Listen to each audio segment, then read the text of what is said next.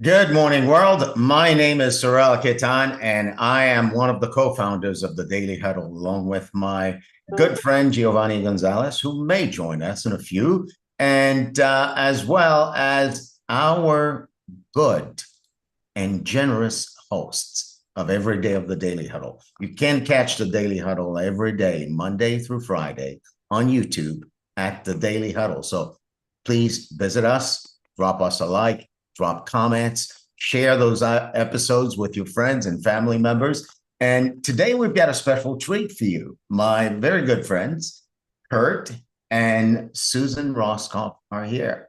They are I call them the masters of ability. They have been on a mission for a good while now.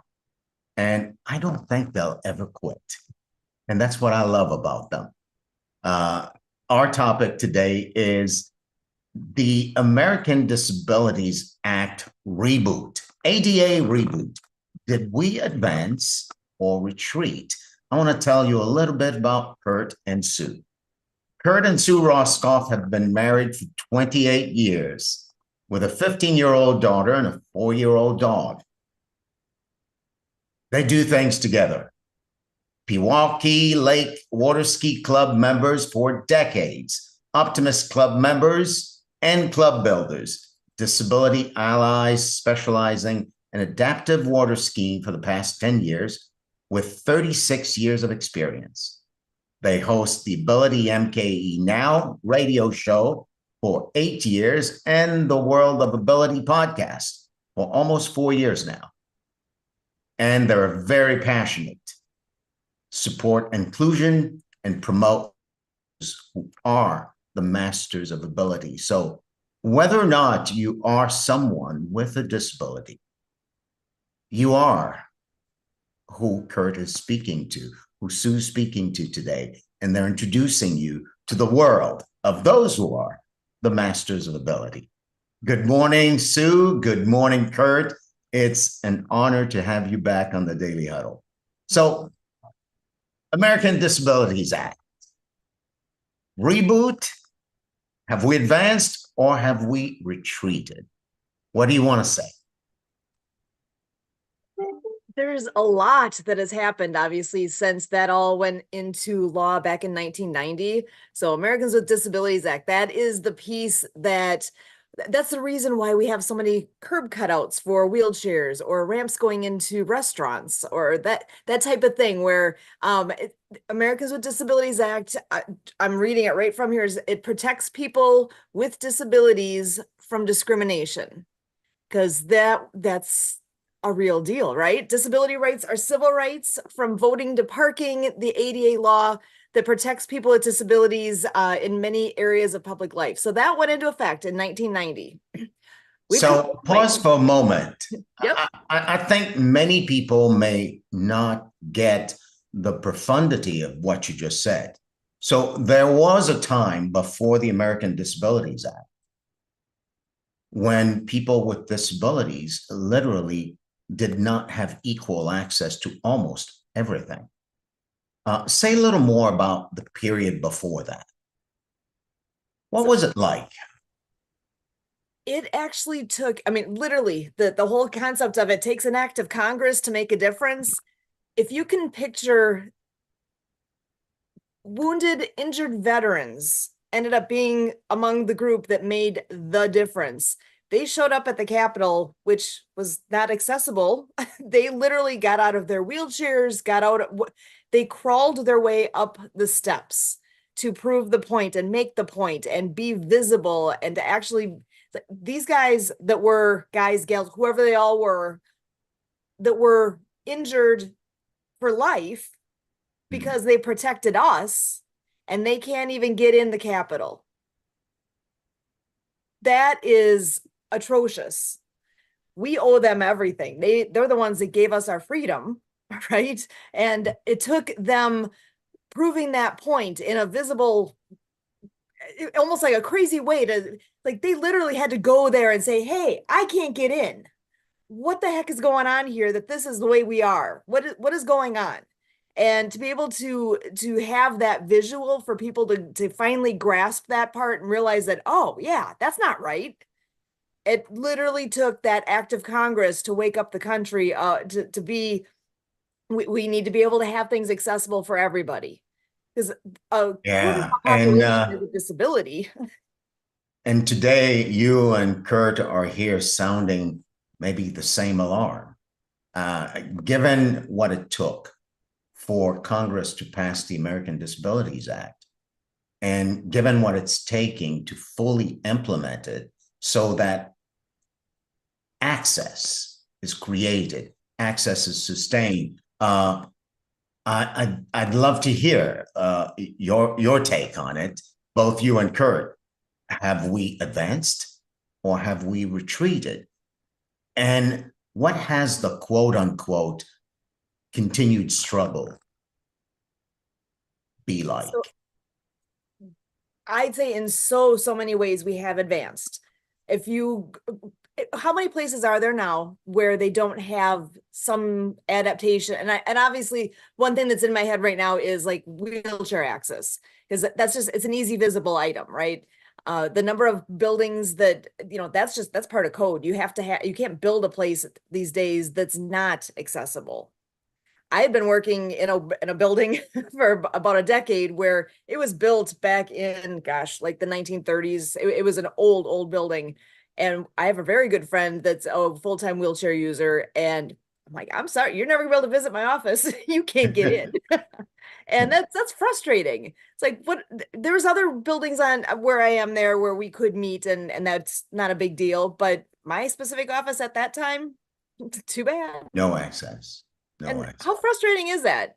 Just because somebody, their pair of shoes that they wear actually is wheels. That's how their mode of transportation is to get around on wheels with their wheelchair. That means suddenly, well, nope, you're not allowed. Yeah. And this conversation is about sounding an alarm to everyone, right? So if it's important, if it's necessary, somebody has to stand for it. And both you and Kurt and many others have been standing for people with disabilities. You call them the masters of ability. Uh, Tell us a little bit about your partnership. Kurt, what's it been like for you playing this game with Sue and your other partners?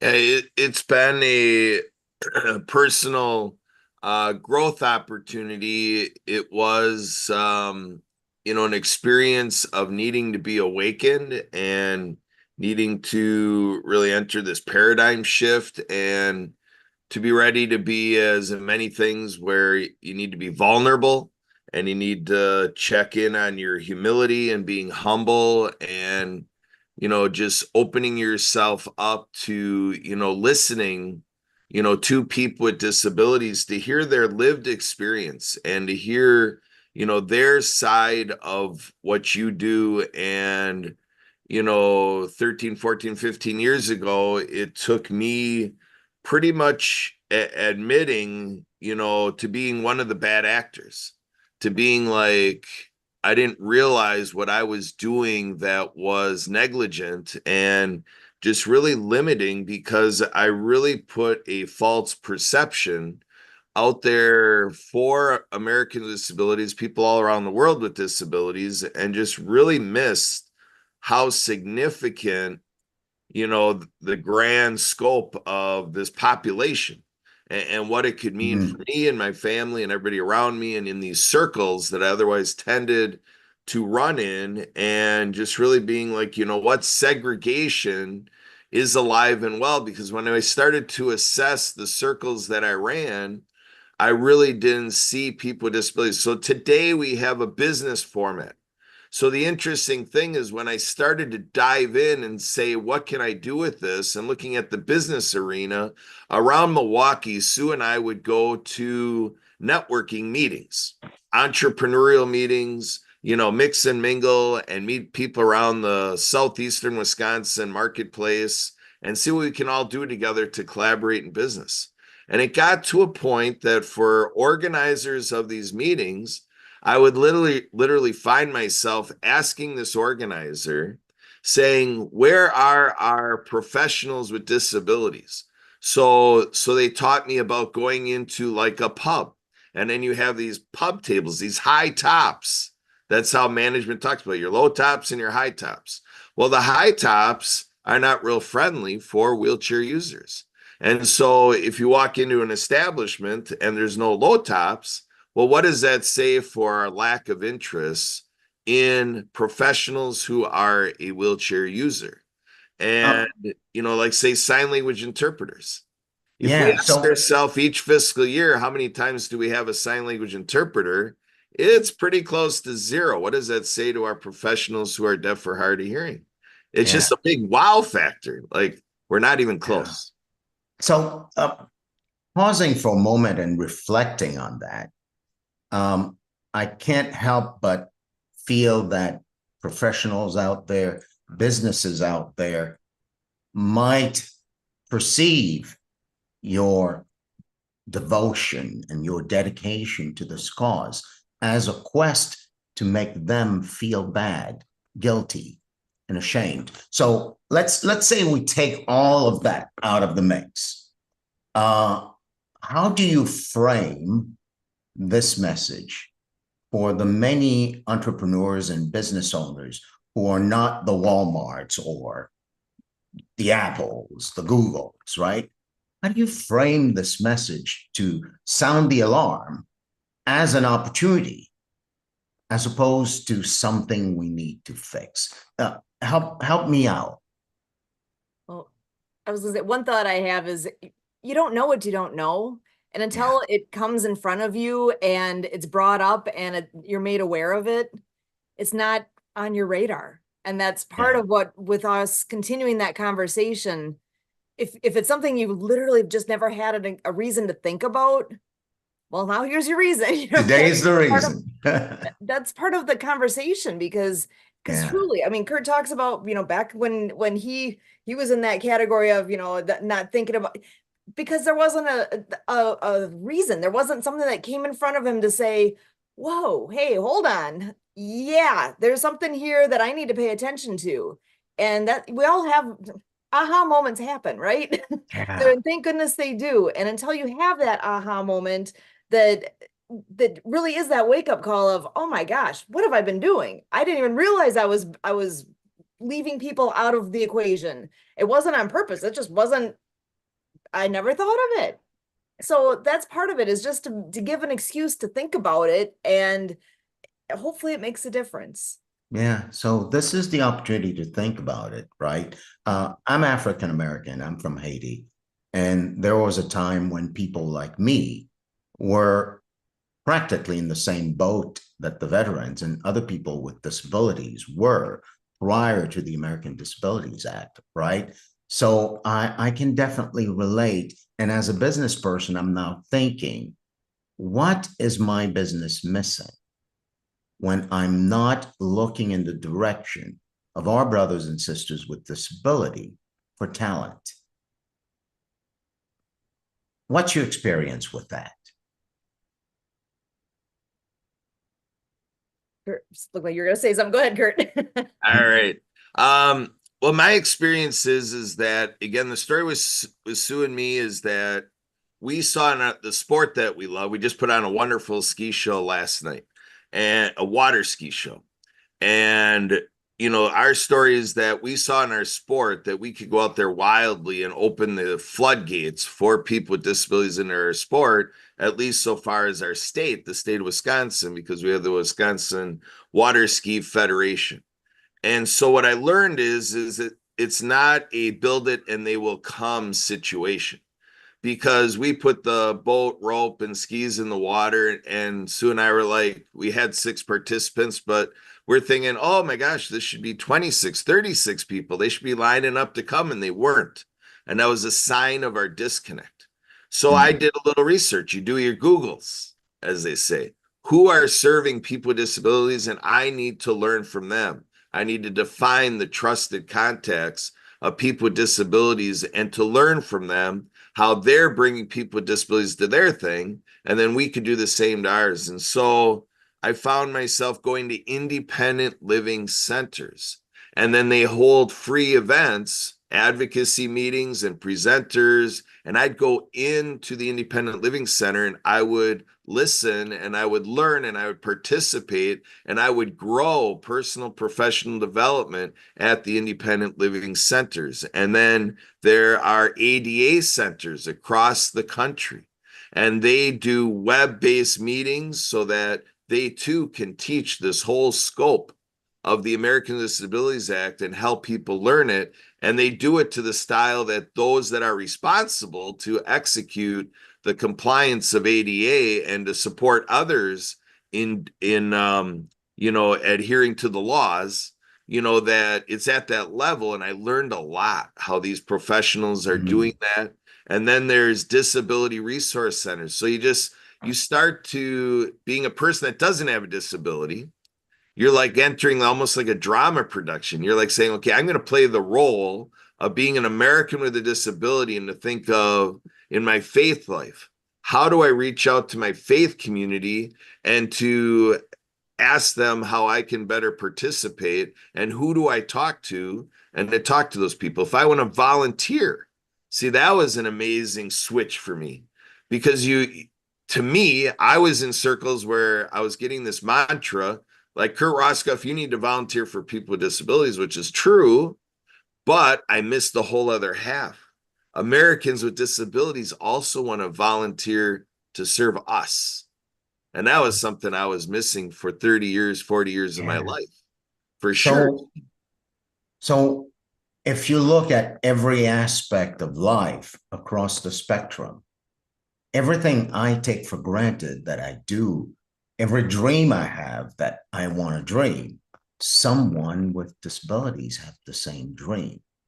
And if I hear you correctly, Kurt, there's no, the opportunity to learn and make a difference is not a build it and they will come, or at least desire it and it will come.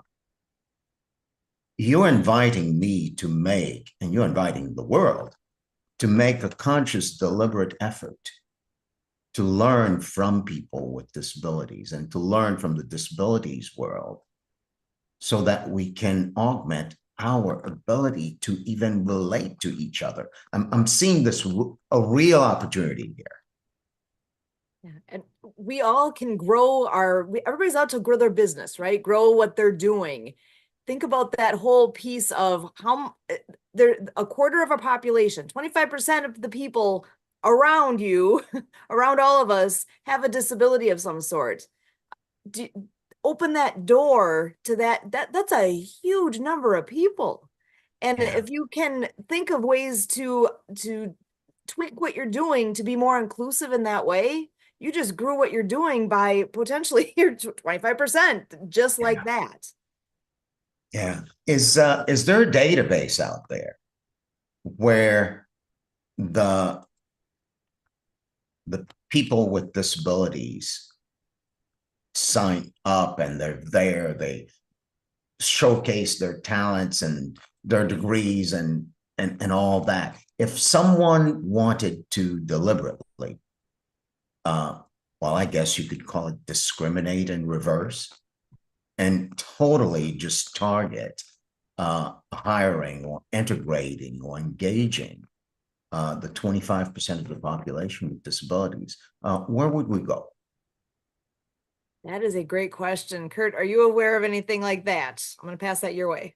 Yeah. Well, again, the mantra is, if you want to draw from the disability community, and if you want to hire people with disabilities as a business strategy, place yourself and your team and your business in all these things of the disability community. There are inclusive hiring nonprofits that specialize in helping employers know the steps they can take to successfully employ and support an employee with a disability, and to find these people who are ready to be employed in this area.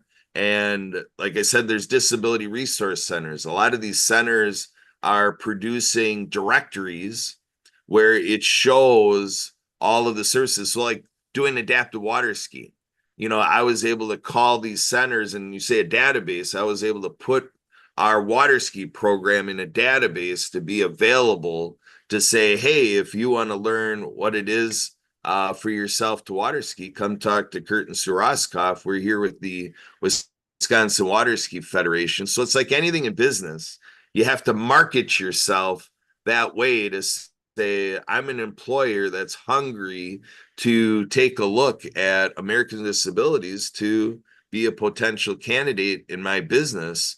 And it's a wide open opportunity, because 3 out of 4 professionals, 3 out of 4 people in that human resource position of hiring, 3 out of 4 of these hiring empower these people that can say, I will hire you. Those people, 3 out of 4 are lacking the acumen to say that when they're aware of somebody having a disability, they actually are a little scared to hire that person with a disability, because they just don't want to disserve that person. They just feel like they don't have the acumen, and they don't know if they have the resources. And it's like anything, as a person, when we fear something, we don't go there. And that's what's happening with 3 out of 4 people making hiring decisions. So that's the opportunity in the business community today, and it's been there forever. And when we say with ADA, are we retreating? Just think of people who filled these jobs that became open because of the ADA, and think of that was 1990. So think of people who entered into a career coming into disability services, and now they're either deceased, they moved on to something else, or they retired. There's been in the last decade a huge exodus of all these people who specialized and held all of that stability for the USA, because they served in that capacity. They got skilled. They knew all the political aspects. They knew all the secondary factors, and they're just out of the picture now. So today, more than ever, it is important that we treat this as an all hands on deck initiative, because the conveniences we've had since 1990 to 10 years ago, it's just gone, which in some sense is exciting, because now you got new, fresh blood who aren't influenced by these things of, this is the way we just always have done it since 1990. They're coming in with a little ignorance, which can be exciting, because now we can do that, as we're saying, an ADA reboot. Let's come in 2024. Let's huddle up. Let's make this at the Daily Huddle, where we're inspiring all around the world. Ability huddles. I really think that with everybody that is hearing this message, we have an exciting, pioneering opportunity. And with what we experienced in water skiing, again, Sue and I got with people that more than sextupled the access to the sport of water skiing 6 years. So it wasn't just an exciting progress, it was a quantum leap. Sue and I were just, I mean, amazed, we right? we watched on TV in Milwaukee television, through an alpine skiing, downhill skiing program. The lady who made all that happen, it's called CWASP, Southeastern Wisconsin Adaptive Ski Program for skiing on snow. She was on Milwaukee television, and the soundbite that really got me, Sorrel, is right on Milwaukee TV. People at home were hearing, this is the stuff that makes grown men cry. Yeah. Well, let's open it up for questions. Who in the audience has a question for either Sue or Kurt? And as we're doing that and waiting for hands to go up, where do you see it heading? You mentioned another law that's on the books, Sue. Where do you see it all heading?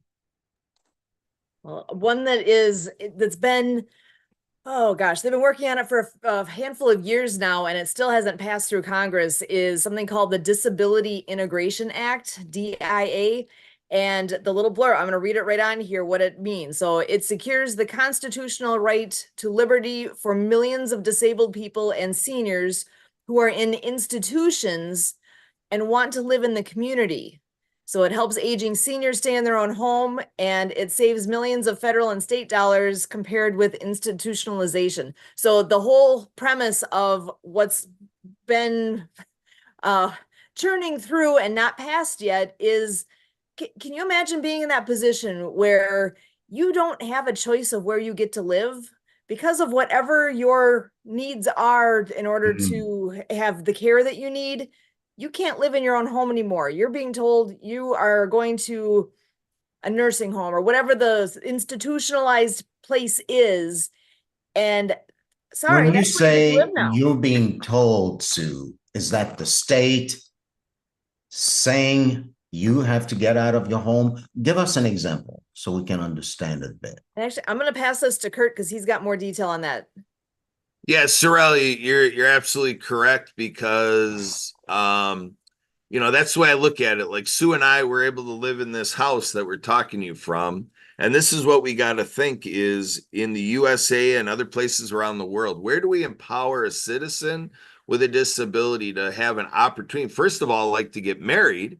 There's a marriage penalty law that if I'm a person with a disability and then I marry Sue who doesn't, now all of a sudden they're changing my access to resources I need because it's just like, oh, we're going to put it on the back of Sue's income and cut the Medicaid programs that you need, to really keep your life at par. So they set Americans back because they're looking for this opportunity to just shove it to the private sector. And it's dysfunctional, folks. It really is. And let's look at emergencies. Let's look at the hurricanes and FEMA and this disaster response. So we don't have the resources to make transitions from these natural interruptions to people's lives and their dwelling places. So they're just like, we got to get these people in a place, and they just want to put them in a nursing home because that's like a quick and easy. We got to get them somewhere. Let's get them in a nursing home. Well, none of us want to be in that situation. So why are we picking on Americans with disabilities? Because we just haven't figured it out any other way. And it's not to pick on FEMA or the government. We as Americans and we as citizens, wherever we live, we got to gather around as leaders and citizens, and we got to rally around this. And we got to make this that we're all interested. Instead of leaving it for people with disabilities to fight for these common decency elements, let's say that as hundreds of millions of people in the USA, let's show this. I mean, this is a political year. The next 4 months are going to be kind of political. We have a presidential debate coming up next week, don't we? Let's listen to how much we're not putting into the dialogue the gap we need to fill, the unmet needs for Americans with disabilities, how it won't be on the screen when we're watching TV or Netflix or the coverage of all this stuff. Pay attention. We're not hearing that in the narrative. We're not hearing those interviewers, those professional media professionals saying, now, candidate, where are you at with Americans with disabilities? How are you going to address these issues? You won't hear that in the debates. Why? Let's ask as citizens, as voters, let's get to our offices and ask, dude, why, lady congressperson, why are you not bringing this up? This is a huge thing. We are backsliding as a country here in the USA. There is the UN conference for people with disabilities. Nations around the world are hopping on with the UN, and it's not in the right place for the United States. That is the truth. But congressional leaders are not getting with the UN to say, this is how the United States of America will sign on to that. We're the ones, folks, that started the whole momentum. The United Nations has this conference because of the USA, but we're not on the treaty. Oh my gosh, folks. What's really going get into on? It's disturbing. Well, Kurt and Sue, thank you for sounding the alarm. Sue, I want to take it over to you and give you the last word for this episode. Excellent. Thank you so much for having this platform where we can, again, that we don't know what we don't know.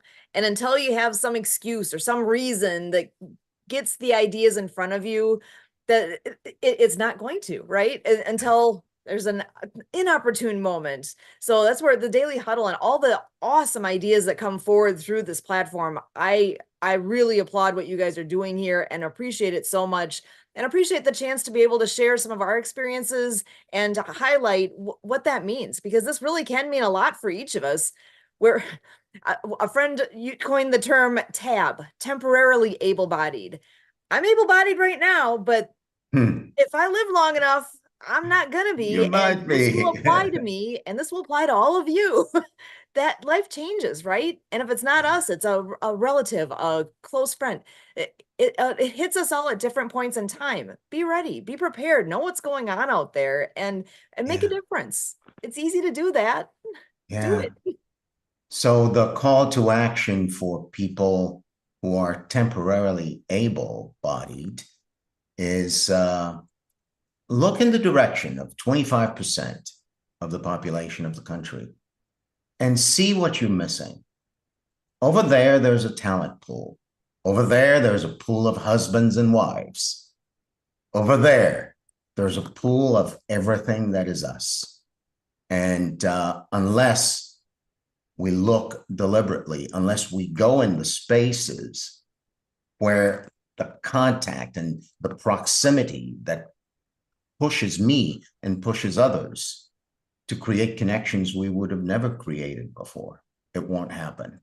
So this daily huddle has been about the opportunity for all of us, temporarily able-bodied people, to look in the direction of 25% of the population of the United States, with the thought that someday it might be us. And if that's the case, just going in that selfish direction, why not pave the way so that things work for all people with disabilities? So folks, this is your daily huddle for today. Sue, thank you. Kurt, thank you. Those of you here in the studio audience, thank you. We're going to close with our tenets. Giovanni is here. Gio, anything you want to say before we close, brother? No, Sorrel, thank you very much for this conversation. Thank you, Sue. Thank you, Kurt. Thank you, Sorrel. All right. Well, folks, we say love. Love with all your heart. Love especially the people who make you laugh out loud, because laughing out loud gives you so much opportunity to relieve the stress, because we say stress less. Eat mostly plant-based. Giovanni loves to say hug the trees. Do hug the trees. Eat the trees. Eat the trees too. No, and sleep well. Get some rest. Give of everything you have. Rest and move your body. And last but not least, check your assumptions. If you're assuming that this body you've got will be able for the rest of your life, you may be mistaken. So look in the other direction. Check your assumptions and let what you see when you look guide you. Have a fantastic weekend. I love you. Giovanni loves you more. And the rest of our hosts love you even more. The Daily Huddle is on every day, Monday through Friday, and you can catch it live on YouTube at The Daily Huddle. Welcome home and have a great weekend. This is our show.